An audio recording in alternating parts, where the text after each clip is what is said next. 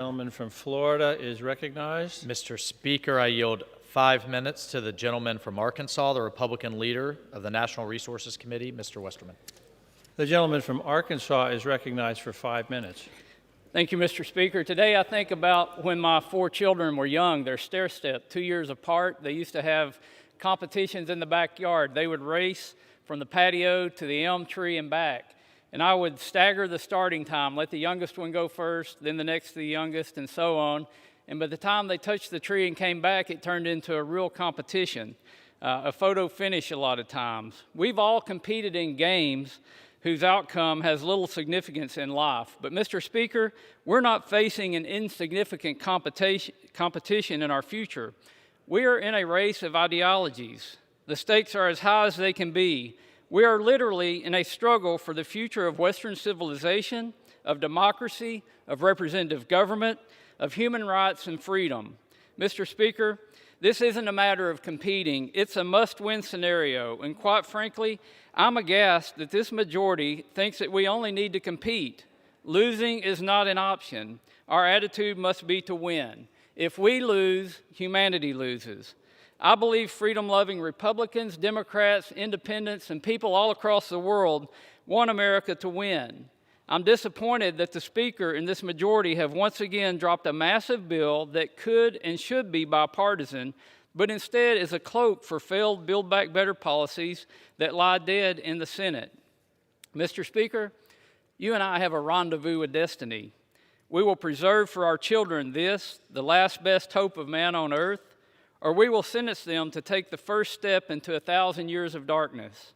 If we fail, at least let our children and our children's children say of us, we justified our brief moment here. We did all that could be done. Those familiar words were from Ronald Reagan in the 1960s, but they've never been more true than today. How serious are the issues that we face? Take a look at these charts from The Economist. This first one is in 2000. The blue is the U.S. and its trading partners. The red is China and its trading partners. Look what's happened in a short 20-year span as we look at this same map from 2022. We see massive increase in red on this map and a massive decrease of blue on this map. What do provisions in this bill from the Blue New Deal have to do with us winning against China? It does the exact opposite by killing American jobs. Restoring coral reefs off our coast is a commendable goal, but what does spending $292 million on coral reef restoration have to do with us winning against China? This bill gives supreme unilateral authority to the U.S. Fish and Wildlife Service to determine what species can be imported into the U.S. This so-called white list mandated in the bill is virtually impossible to implement and will effectively shut down aquaculture and similar industries who need trade to conduct business. The weaponization of the Lacey Act will only empower bureaucrats and ignores the current state-based approach on species imports. It's legislative laziness since there have been no hearings or even an introduced bill on this topic. What in the world does that have to do with winning against China? The bill requires biased studies and new heavy-handed regulations designed to kill American mineral development.